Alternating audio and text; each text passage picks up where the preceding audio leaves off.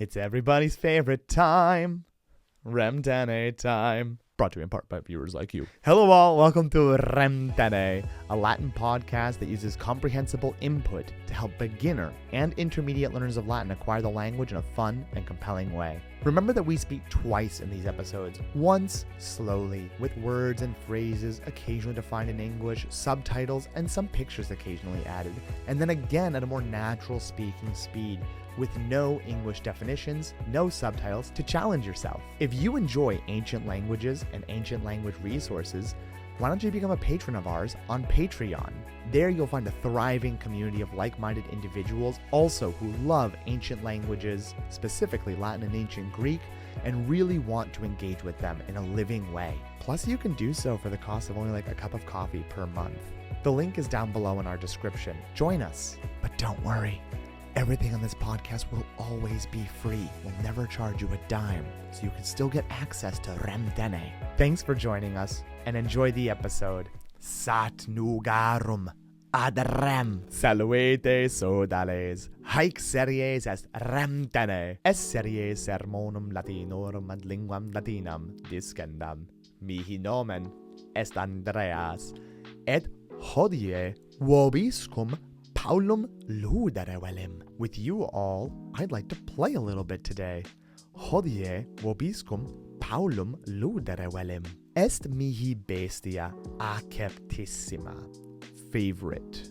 Most well received. Acceptissima. Ut multi homines vobis describam hanc bestiam. Et volo vos divinare. To guess, to divine. Divinare. Quae sit bestia? Estis ne parati? Ludamus. Let's play. Ludamus. Haec bestia potes esse magna.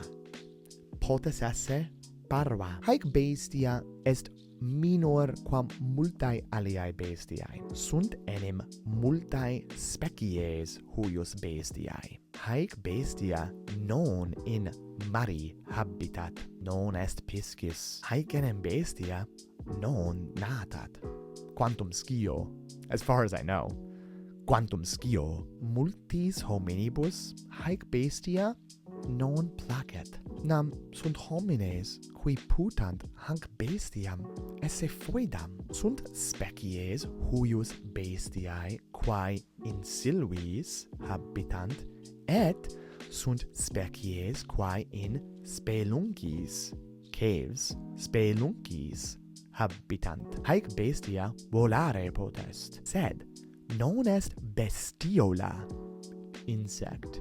Bestiola neque est avis, nam non ova, sed bullos vivos paret, gives birth, births out, paret. Haec bestia non interdiu, during the day, interdiu, sed noctu vivit. Sunt species huius bestiae, quae fructus, fruits, fructus edunt, et sunt species quae bestiolas edunt, et sunt species quae sanguinem sugunt, drink blood, suck blood, sanguinem sugunt. Divina vistis? Scribite infra. Bene. Iterum totam rem dicam. Galerius. Et sine vocabulis Anglicis. Salvete sodales. Haec series est Rem Tene. Est series sermonum latinorum ad linguam latinam discendam. Mihi nomen est Andreas, et hodie vobiscum Paulum ludere velim. Est mihi bestia acceptissima, ut multi homines vobis describam hanc bestiam, et volo vos divinare quae sit bestia. Estis ne parati? Ludamus. Haec bestia potes esse magna, potes esse parva. Haec bestia est minor quam multae aliae bestiae. Sunt enim multae species huius bestiae. Haec bestia non in mari habitat, non est piscis. Haec enim bestia non natat. quantum scio, multis hominibus haec bestia non placet, nam sunt homines qui putant hanc bestiam esse foedam, sunt species huius bestiae quae in silvis habitant, et sunt species quae in speluncis habitant. Haec bestia volare potest, sed non est bestiola neque est avis, nam non ova, sed bullos vivos paret. Haec bestia non interdiu, sed noctu vivit. Sunt species huius bestiae quae fructus edunt, et sunt species quae bestiolas edunt, et sunt species quae sanguinem sugunt. Divina vistis? Scaribite infra. Bene, satis est. Haec hodie habui quae dicerem. Quid vos descaribite nobis infra bestias vestras acceptissimas, et nos divinare conabimur. We will try. Conabimur. Nobis scaribere potestis infra inter commentarios, sed etiam apud situm nostrum habesne lac .com linea inclinans contact.